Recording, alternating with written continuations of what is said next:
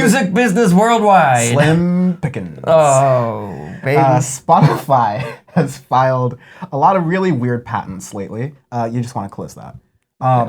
But one of the weirder ones that our friend of the podcast, Music Business Worldwide, has discovered and gotten hold of is a patent that says, or I'll read from it.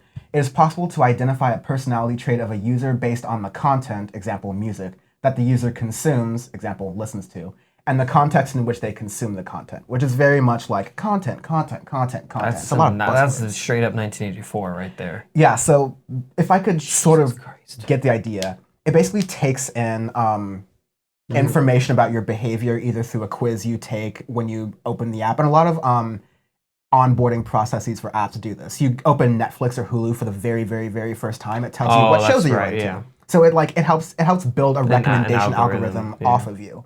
Spotify is going to go a little further, where instead of going like, hey, what music do you like? It's going to give you things, or at least the patent is proposing things like the Myers-Briggs like personality test, or the different 5 personality traits that you have, like the big 5 inventory. Openness, conscientiousness, extroversion, agreeableness, neuroticism, all those. And basically with this knowledge, Spotify will be able to serve advertisements that are best suited for the user. So one example they were talking about is using like a happier, louder voice for an advertisement and having another version of that advertisement in a softer voice to appeal to extroverts versus introverts.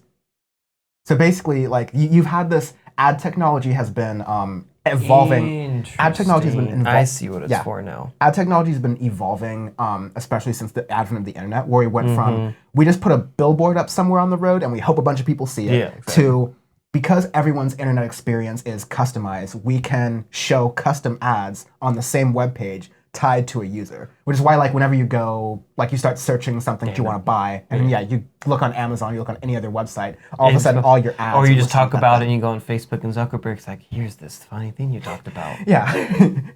Instagram's but I don't do anything with politics. Instagram's like, oh, I see you're talking about banana bread. Well, here's a link to Trader Joe's banana bread. It's really good.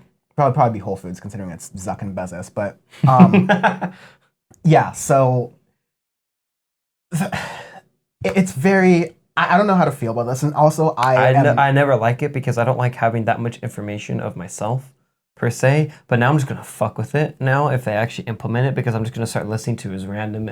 The nice thing of the podcast is we listen to a lot of random shit every week. So they're like, what's your personality? Schizophrenia. I'm like, Yeah, the fun thing about doing this podcast is that like if I were doing a TV reviews podcast, this would be the same thing. My Netflix would just make no sense because I love watching everything, so it can't really make a recommendation. That's my thing with my Spotify, because it always goes into like my daily mix one will be stuff like my meat and potatoes listening, where I just listen to it all the time as my palate cleansers, my Radioheads and stuff. But then it goes into like your daily mix 2 and 3, and they just don't know what to put because it's just so much stuff we listen to. It's like funny. Please? Yeah, I'm a little bit. I'm jaded to like the creepiness level to some extent because I've been working with like the big tech platforms and making content for a while now. So like I understand that they try to make the ads more personalizable because that makes the ads more valuable to the people who they're selling the ad space to.